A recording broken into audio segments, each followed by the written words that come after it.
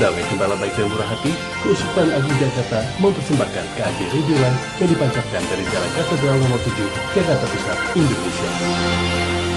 Para Gembala Baik dan Murah Hati, telah hadir bersama saya adalah Romo Diocesan Moses Watanboro, asal dari Flores ya Romo ya? Iya betul. Tepatnya di mana nih? Saya dari Keuskupan Larantuka, itu di Flores bagian timur. Sejak kecil saya sudah mengenal seperti apa hidup seorang pastor, karena waktu itu pastor yang bertugas di paroki saya orang Austria, dan dia sangat dekat dengan anak-anak, mengenal baik tentang pastor dari dekat. Lalu karena pastor itu akrab dengan anak-anak, sehingga saya merasa untuk juga mau menjadi pastor seperti dia. Kalau kita melihat kondisi di Flores itu mayoritas Katolik ya. Iya. Dan tentunya kehidupan para romo-romo pastor situ sudah akrab dengan umat di Larantuka itu sendiri ya. Iya betul. Kalau saya membaca Larantuka, apa yang menarik di Larantuka?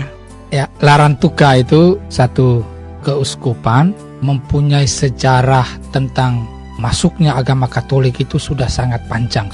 Sudah 5 abad lebih itu sejarah Katolik masuk Larantuka dengan hadirnya Bunda Maria, yang setiap tahun selalu dirayakan prosesi Tuan Mah. Pada hari Jumat Agung, perayaan prosesi itu dilaksanakan di kota Larantuka. Bunda Maria diarak mengelilingi kota Larantuka.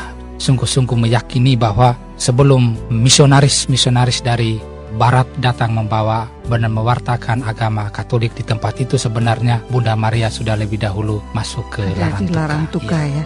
Jadi memang awal-awal itu orang tua kewalahan ya. Lalu waktu itu bapak tanya, cita-cita kamu apa? Saya langsung menjawab, saya mau jadi pastor. Ketika bapak saya mendengar bahwa saya ingin menjadi seorang pastor, lalu dia berangkat ke Malaysia sejak saya SD kelas 6. Lalu dia bekerja di sana, kirim uang untuk pendidikan saya, dan dia baru kembali itu waktu saya terima jubah. Disitulah saya mulai belajar bahwa saya ini anak laki-laki yang paling besar dalam rumah, dan saya ingin supaya pengorbanan orang tua dengan mencari uang di perantauan itu tidak sia-sia. Setelah menamatkan SMP, saya menyampaikan ke orang tua, saya sudah pasti untuk masuk ke seminari. Jadi saya masuk ke seminari San Domingo Hokeng. Di SMA seminari ada 4 tahun ya. Masuk pertama itu kelas persiapan peralihan. Setelah itu kelas 1, kelas 2, kelas 3. Di kelas 2 itu kita sudah mulai didampingi untuk mengenal kongregasi apa yang harus kita pilih setelah tamat nanti. Ya, jadi kelas 2 itu kita sudah diperkenalkan dengan banyak kongregasi yang berkarya baik di dalam negeri maupun di luar negeri. Tetapi selalu kami diarahkan supaya selalu juga memperhatikan kebutuhan tenaga pastoral di keuskupan sendiri. Seperti apa sih suasana di seminari? Kenakalan yang paling sering yang memang tidak pernah saya lupakan itu adalah mencuri buah-buahan. Di seminari itu punya kebun juga ya, tetapi dikelola oleh karyawan. Ketika musim buahan itu advokat atau rambutan atau sawo, pisang, itu seringkali kami mencuri buah-buahan itu untuk sebagai makanan tambahan kami. Karena ya, masih lapar ya. Masih lapar juga. Nah, itu yang kenangan yang paling menarik di sana, bahwa kami selalu berbagi dengan teman. Sama-sama ya. Kita ngambil buah. Jadi dosanya juga sama-sama. Diberi kesempatan untuk menulis surat lamaran ditujukan kepada Bapak Uskup, dan setelah saya diterima oleh Bapak Uskup, saya melanjutkan pendidikan ke seminari tinggi di Seminari Santo Petrus Cerita Piret. Asrama kami calon-calon imam projo dari Keuskupan Larantuka, Keuskupan Agung Ende, Keuskupan Ruteng, Keuskupan Denpasar, dan yang keuskupan baru lagi itu Keuskupan Maumere. Yang menarik di seminari tinggi itu bahwa yang pertama kita berkenalan dengan teman-teman dari banyak daerah yang terhimpun di situ. Di seminari tinggi itu kita sudah menerima jubah ya, itu pakaian rohani yang menjadi satu kerinduan. Pergi kemana-mana orang memanggil kita fratir, itu suatu kebanggaan tersendiri ya. Dan satu hal yang menarik itu bahwa di seminari tinggi itu selalu memberi kesempatan kepada kita pergi ke paroki dan melaksanakan kegiatan pastoral di sana. Nah, di tingkat pertama dan yang tingkat kedua itu kita diarahkan untuk mendampingi sekami anak-anak misioner. Ada juga pastoral ke penjara, ada juga pelayanan-pelayanan ke sekolah-sekolah atau juga ke paroki-paroki. Irama kehidupan di seminari itu diatur sedemikian sehingga kita merasa enak, senang dan tetap tinggal di situ ya. Jadi pagi itu kita kuliah, lalu sekembalinya dari kuliah makan, lalu sorenya kita olahraga atau kerja. Selalu ada selang-seling hari itu. Jadi ada hari kita kerja, ada hari kita olahraga. Malamnya itu biasanya ada juga diisi pengembangan minat atau bakat. Jadi kalau ada yang tertarik ke band, itu kita bisa juga didamping untuk ke latihan band atau juga kesenian-kesenian yang lain yang bisa kita kembangkan di situ. Lalu juga ada kelompok-kelompok minat yang dibuat di seminari itu untuk menampung dan mengembangkan minat-minat kita. Jadi ada Prapala, Frater Pencinta Alam. Prapala itu Frater Pencinta Alam. Lalu ada Teater Tanya, itu kita dikembangkan untuk ke seni teater. Lalu ada juga kelompok minat tulis menulis berorientasi kepada itu figur Yohanes Paulus. Di Seminari Tinggi Santo Petrus Tapiret pada tahun 1989 mendapat kunjungan dari Paus Yohanes Paulus II ketika dia berkunjung ke Flores dan dia tidur semalam di Ritapiret, dan itu menjadi suatu kebanggaan Seminari Tinggi Ritapiret karena Paus Yohanes Paulus II pernah berada di tempat itu, dan kamarnya itu menjadi situs untuk mengumpulkan karya-karya Yohanes Paulus II dan juga pengembangan dunia tulis menulis untuk ke para frater. Kehidupan kita sebagai seorang calon imam itu juga berjalan sebagai seorang manusia yang normal ya. Jadi betul. Perasaan mencinta dan yang dicinta itu juga menjadi pengalaman dalam perjalanan panggilan saya.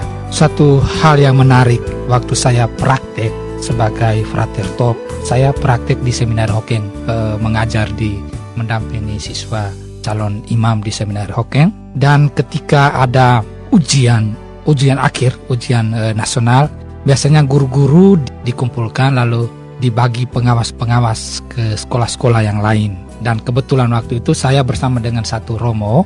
Menarik bahwa di sekolah itu ada satu pegawai, dia masih gadis, dan waktu awal sekali bertemu dengan dia itu saya merasa bahwa ini jatuh cinta. Ya, seperti itu dah. Sulit dibahasakan, tetapi seperti itulah. Jadi setelah itu kami mulai berkenalan. Saat itu sudah menjadi frater.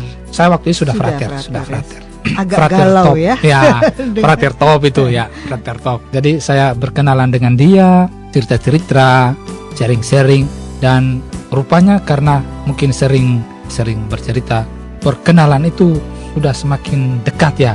Di tahun yang kedua saya akan memutuskan, di tahun praktek yang kedua saya akan memutuskan untuk kembali melanjutkan atau tidak. Waktu itu saya sempat meminta waktu untuk bertemu dengan dia secara pribadi. Lalu saya menyampaikan bahwa kita dua, saya sadar bahwa saya tidak bisa menolak untuk mencintai kamu, tetapi saya juga sadar bahwa sedang berada pada suatu panggilan untuk menjadi seorang imam.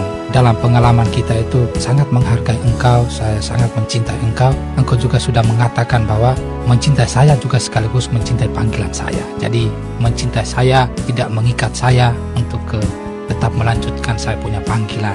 Di tahun kedua dalam praktik ini saya memutuskan, dalam refleksi saya itu saya memutuskan untuk kembali melanjutkan pendidikan ke seminari tinggi.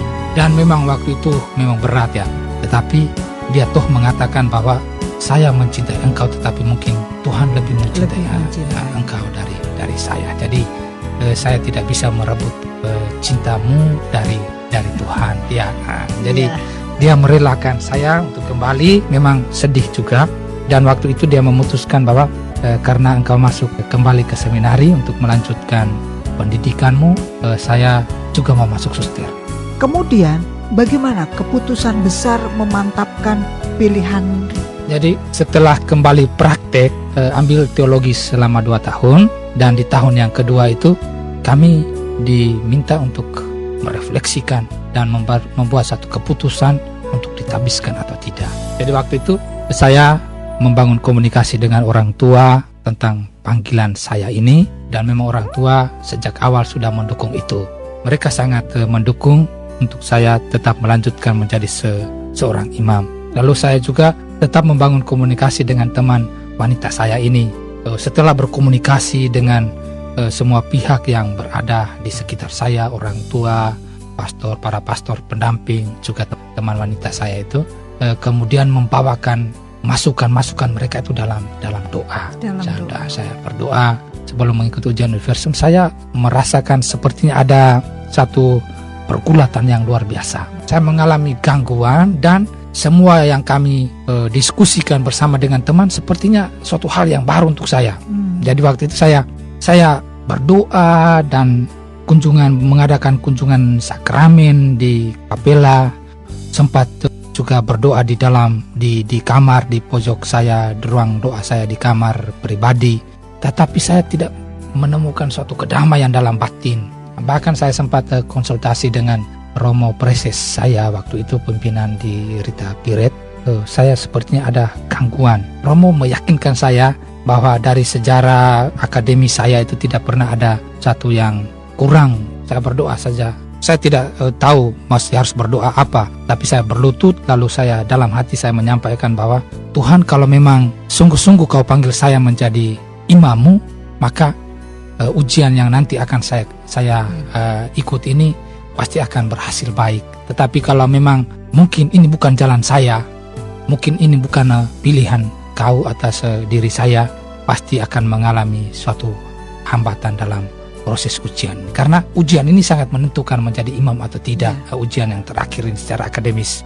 Bebannya juga karena di kampung tuh orang tua sudah mulai membuat persiapan. Tinggal beberapa bulan saja itu ditabiskan menjadi diakon, dan setelah itu menjadi imam kan. Jadi persiapan panitia untuk perayaan, tabisan, lalu misa-misa, syukuran, semua itu kan sudah dipersiapkan. Jadi itu Romo Moses saya masih galau. Ya, masih galau ya. Jadi saya berdoa hanya itu saja.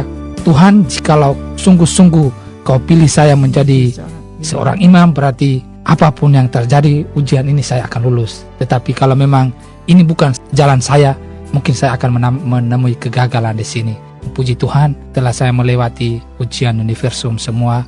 Ketika yudisium saya berhasil dalam itu. Puji Tuhan. Jadi di situ saya melihat bahwa bukan saja kemauan saya untuk menjadi imam, tetapi juga menjadi pilihan Tuhan ya.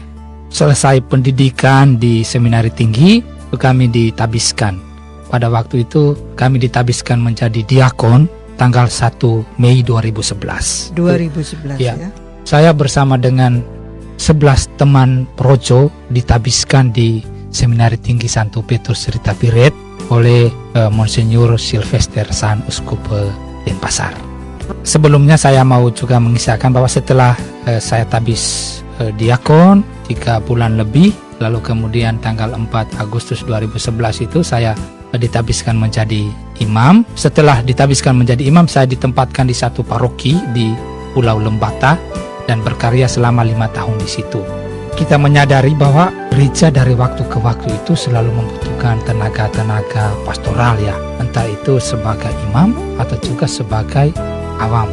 Dan bagaimanapun harapan ini ada dalam generasi-generasi muda sebagai penerus. Maka dari itu, seandainya di dalam diri generasi-generasi rekan-rekan orang muda ini ada melihat panggilan Tuhan itu ada dalam dirimu, hendaknya itu mesti selalu digali melalui pendalaman-pendalaman kehidupan rohani, entah itu melalui kegiatan doa atau juga koleksi retreat. Baiklah dalam kesempatan-kesempatan yang semacam itu mencoba untuk menemukan jalan panggilan kita.